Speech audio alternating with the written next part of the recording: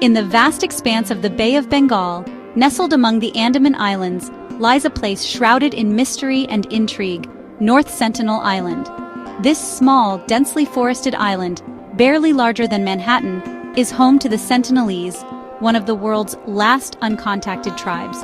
The Sentinelese have lived in isolation for centuries, their culture and way of life remaining largely a mystery to the outside world.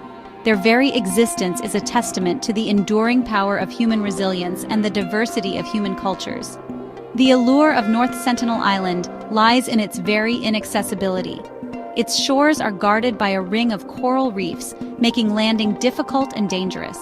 The island's interior is a dense, impenetrable rainforest, further isolating the Sentinelese from the outside world.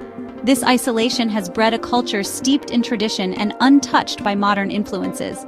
The Sentinelese are a living link to our shared human past, a window into a way of life that has vanished from most of the planet. The mystery of the Sentinelese has captivated explorers, anthropologists, and the public alike for decades. Their language remains undeciphered, their customs largely unknown. They represent one of the last true enigmas of the human story, a reminder of the vastness and diversity of our world. Their isolation is a powerful symbol of the importance of cultural preservation and the need to respect the sovereignty of indigenous peoples. The very existence of the Sentinelese challenges our understanding of humanity and our place in the world. They remind us that there are still corners of our planet where life continues untouched by globalization and modernity. Their story is a call to action, urging us to protect the world's remaining isolated cultures and to appreciate the richness and diversity that they bring to our planet. The Sentinelese are believed to be the direct descendants of the first humans to migrate out of Africa, having lived on North Sentinel Island for an estimated 60,000 years. Their long isolation has led to distinct physical characteristics and a unique genetic makeup that sets them apart from other human populations. With their dark skin, tightly coiled hair, and short stature, they bear a resemblance to other indigenous groups in the Andaman Islands. However, their long history of isolation has resulted in unique genetic markers that distinguish them even from their closest neighbors. Their language, believed to be unrelated to any other known tongue, is a complex tapestry of sounds and gestures that has baffled linguists for years. Attempts to communicate with the Sentinelese have been met with a mixture of curiosity and hostility. While they have occasionally accepted gifts of coconuts and bananas, they have also made it clear that they do not welcome sustained contact with the outside world. The Sentinelese are hunter-gatherers, relying on the island's resources for their survival. Their diet consists primarily of fish, turtles, wild fruits, and honey. They are skilled hunters and fishermen, using bows and arrows, spears, and handmade nets to secure their food. Their intimate knowledge of the island's ecosystem and their sustainable practices have allowed them to thrive for millennia. Their social structure remains largely unknown, although observations suggest a communal way of life, with families living in small, temporary shelters, constructed from natural materials. Their beliefs, rituals, and traditions are shrouded in mystery, offering tantalizing glimpses into a culture untouched by the modern world. The Sentinelese are a living testament to the adaptability and resilience of the human spirit, having survived for centuries in one of the most isolated and challenging environments on Earth. Their story is a powerful reminder of the diversity of human cultures and the importance of preserving these unique ways of life.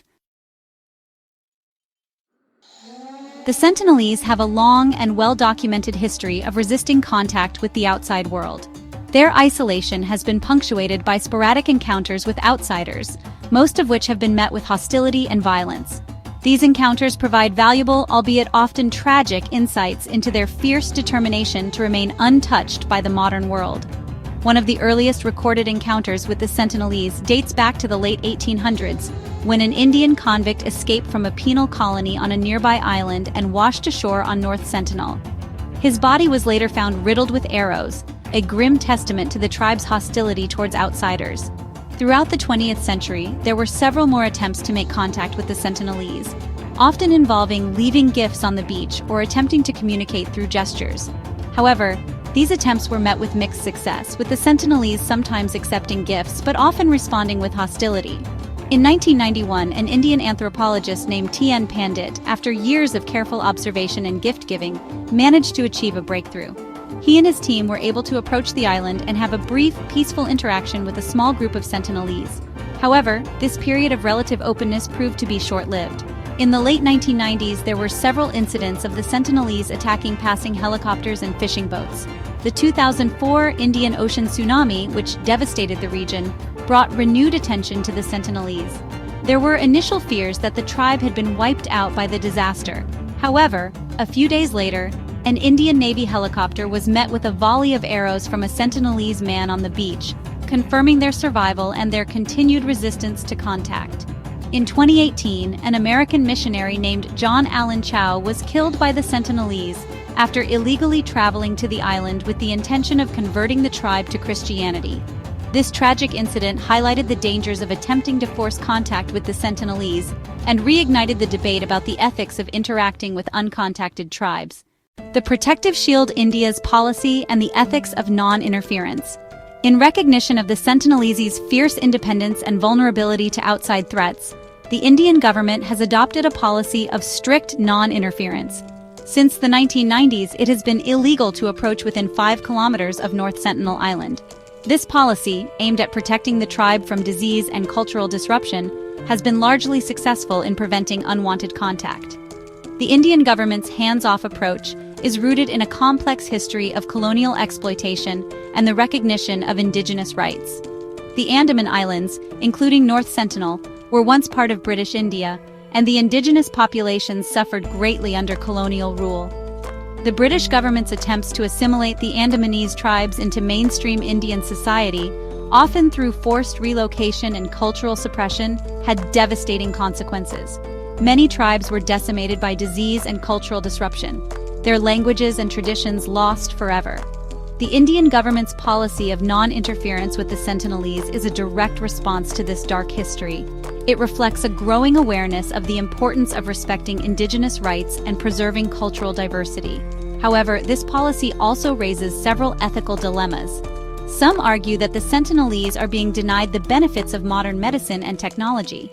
Others question whether the Indian government has the right to make decisions on behalf of a people who have clearly expressed their desire for isolation. The debate over the Sentinelese highlights the complexities of cultural preservation in a globalized world. It raises fundamental questions about the nature of human rights, the balance between individual autonomy and collective well-being, and the responsibility of the outside world to protect vulnerable cultures. The Indian government's approach, while imperfect, represents a pragmatic compromise between these competing interests. A scientific enigma, the allure and risks of contact. The Sentinelese represent a unique opportunity for scientific study. Their isolation has resulted in a genetic and cultural time capsule, offering invaluable insights into human evolution, language development, and traditional ways of life. Studying their genetics could provide valuable information about human migration patterns and the spread of disease. Their language, believed to be a linguistic isolate, could hold clues to the evolution of human language itself. Anthropologists have long been fascinated by the Sentinelese's unique culture and their ability to thrive in isolation for millennia. Their tools, hunting techniques, and social structures offer a glimpse into a way of life that has vanished from most of the planet. Understanding their adaptations to their island environment could provide valuable insights into sustainable living practices and the resilience of human societies in the face of environmental challenges. However, any attempt to contact the Sentinelese for scientific study carries significant risks. The most immediate threat is the potential transmission of diseases to which the tribe has no immunity. Even common illnesses like the flu or measles could prove devastating to a population that has never been exposed to these pathogens. There is also the risk of cultural disruption.